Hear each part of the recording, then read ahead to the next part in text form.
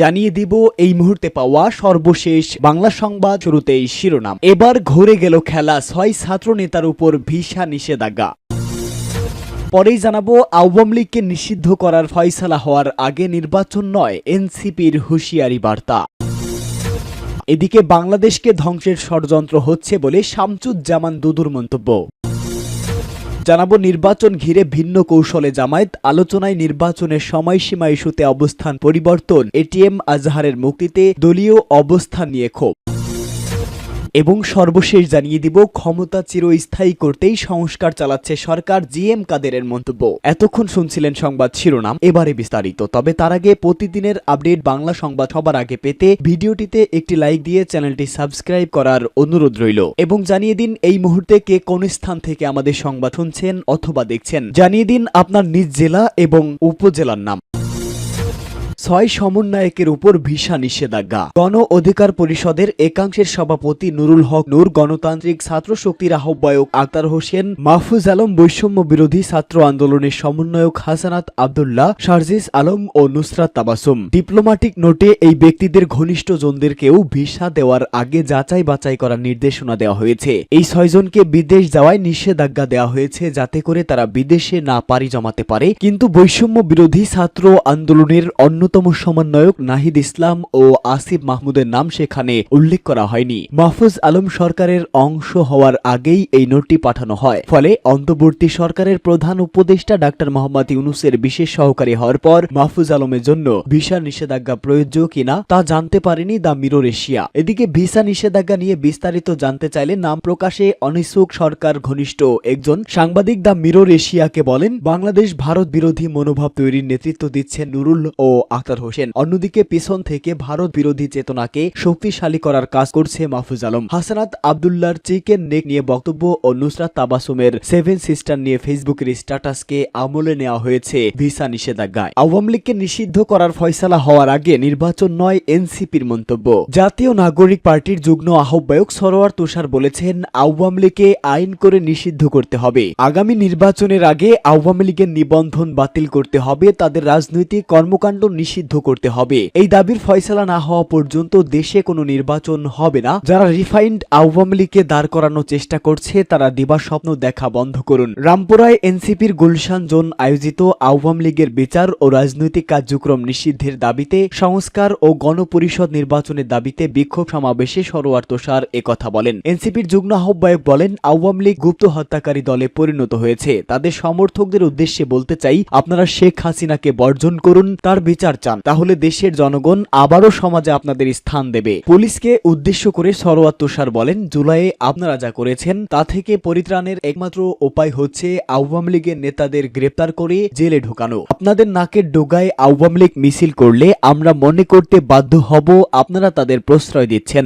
বর্তমান নির্বাচন কমিশনের পক্ষে সুষ্ঠু নির্বাচন করা সম্ভব হবে না বলেও মন্তব্য করেন এনসিপির এই নেতা। তিনি বলেন, নির্বাচনে কারচুপি হলে কমিশনারদের যেন শাস্তি দেওয়া যায় সে বিষয়ে তকবির শুরু করেছে নির্বাচন কমিশন। এত ভয় কেন আপনাদের? আপনারা কি আগামী নির্বাচনে কারচুপির চিন্তা করছেন? একটি বিশেষ দলের সঙ্গে ইসির বক্তব্য পুরোপুরি মিলে যাচ্ছে। আমাদের সন্দেহ হয় এই নির্বাচন কমিশনের পক্ষে সুষ্ঠু নির্বাচন করা সম্ভব কিনা। এজন্য আমরা ফ্যাসিবাদী আইন পরিবর্তনের কথা বলছি। বিএনপির উদ্দেশ্যে সরোয়ার বলেন, যারা 36 দিনের সমালোচনা করেন তারা এটার কারণেই রাজনীতি করতে পারছেন, সুতরাং 36 দিনকে খাটো করে দেখবেন না। সমাবেশে আরো বক্তব্য দেন এনসিপির যুগ্ম সদস্য সচিব জয়নাল আবেদিন, যুগ্ম মুখ্য সংগঠক সাইফুল্লাহ হায়দার, সংগঠক ইমরান ইমন প্রমুখ। সমাবেশ শেষে আওয়ামী লীগের বিচার দাবিতে বিক্ষোভ মিছিল করেন এনসিপির নেতাকর্মীরা। বিক্ষোভ সমাবেশকে কেন্দ্র করে রামপুরার ডিআইটি মোড়ে বিকেল 4:30টার দিকে দীর্ঘ যানজট দেখা যায়। বাংলাদেশকে ধ্বংসের ষড়যন্ত্র হচ্ছে, শামসুজ্জামান দুদুর মন্তব্য।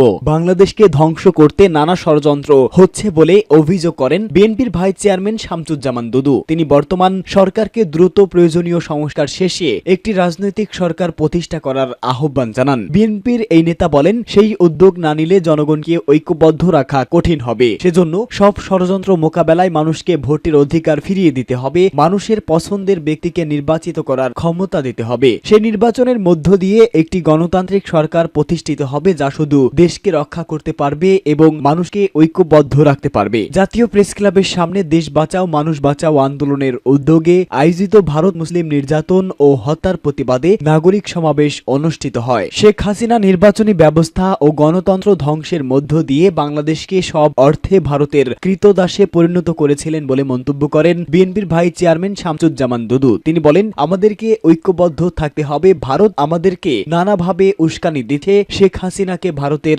আশ্রয় দেওয়া প্রসঙ্গে বিএনপির এই নেতা বলেন, ভারত একজন ফ্যাসিস্টকে জায়গা দিয়ে নিজেকেও ফ্যাসিস্ট প্রমাণিত করেছে। ভারতকে আমরা বন্ধু রাষ্ট্র মনে করি, কিন্তু ভারত বাংলাদেশকে বন্ধু রাষ্ট্র মনে করে কিনা সেই প্রশ্ন রাখেন তিনি। প্রতিবাদ সমাবেশে প্রধান বক্তা হিসাবে বক্তব্য দেন বিএনপি চেয়ারপারসনের উপদেষ্টা আব্দুল সালাম। তিনি ভারতকে উদ্দেশ্য করে বলেন, বাংলাদেশ কখনো ভারতের অভ্যন্তরীণ বিষয়ে হস্তক্ষেপ করে না। ভারতেরও বাংলাদেশের বিষয়ে হস্তক্ষেপ করা উচিত নয়। দেশ বাঁচাও মানুষ বাঁচাও আন্দোলনের সভাপতি কে এম রকিবুল ইসলাম রিপনের সভাপতিত্বে সমাবেশে আরো বক্তব্য দেন বাংলাদেশ লেবার পার্টি চেয়ারম্যান লায়াল ফারুক রহমান, জাগোপার সহসভাপতি রাশেদ প্রধান, মুক্তিযোদ্ধা দলের সাংগঠনিক সম্পাদক লায়ন মিয়া, মোহাম্মদ আনোয়ার, গণ অধিকার পরিষদের সিনিয়র সহসভাপতি ফারুক হাসান প্রমুখ সহ আরো অনেকে।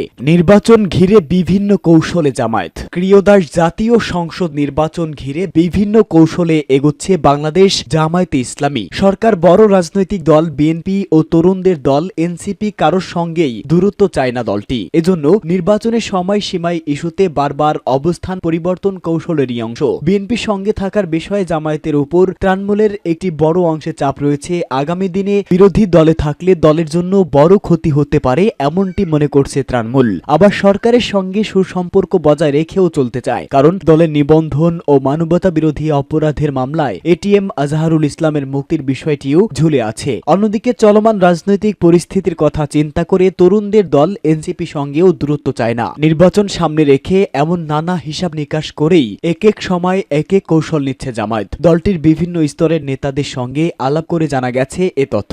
অন্তর্বর্তী সরকারের পক্ষ থেকে নির্বাচনের দিনক্ষণ ঘোষণা না করা হলেও নির্বাচনী মাঠ গোছাচ্ছে জামাত। 2 শতাধিক আসনে সম্ভাব্য প্রার্থীও ঘোষণা করেছে। এমন পরিস্থিতিতে নির্বাচনের সময়সীমা নিয়ে দলীয় অবস্থানকে অনেকে অস্পষ্ট বলছেন। পাশাপাশি এটিএম আজহারুল ইসলামের মুক্তির বিষয়েও দলীয় অবস্থান নিয়ে নেতাকর্মীদের মধ্যে ক্ষোভ বাড়ছে। তাদের অনেকে সামাজিক যোগাযোগ মাধ্যমেও এ নিয়ে আলোচনা সমালোচনা করছেন। ক্ষমতা চিরস্থায়ী করতেই সংস্কার চালাচ্ছে সরকার, জিএম কাদেরের মন্তব্য।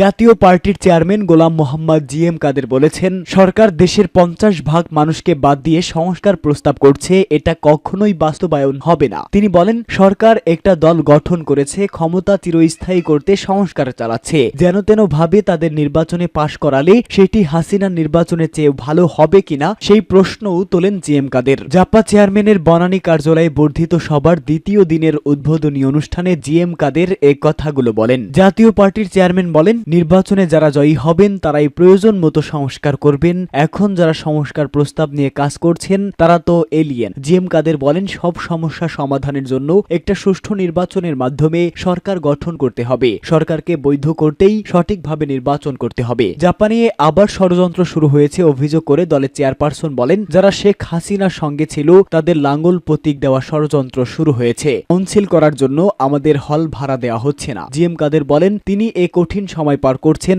সারা দেশে ফ্যাসিবাদ ও ফ্যাসিবাদদের দোসর আখ্যা দিয়ে দেশের মানুষকে নির্যাতন করা হচ্ছে। ফ্যাসিবাদের পতনে নব্য ফ্যাসিবাদের উত্থান হয়েছে। নব্য ফ্যাসিবাদ ও তার দোসররা সারা দেশ ছাপিয়ে বেড়াচ্ছে। বর্তমান সরকারও শেখ হাসিনার মতো একতরফা নির্বাচনের দিকে এগোচ্ছে। জাপা চেয়ারম্যান আরো বলেন, রক্ত দিয়ে হলেও ফ্যাসিবাদকে রুখে দিতে হবে। কাউকে আক্রমণ করতে বলছি না, কিন্তু আক্রমণ হলে প্রতিবাদ প্রতিরোধ করতে হবে।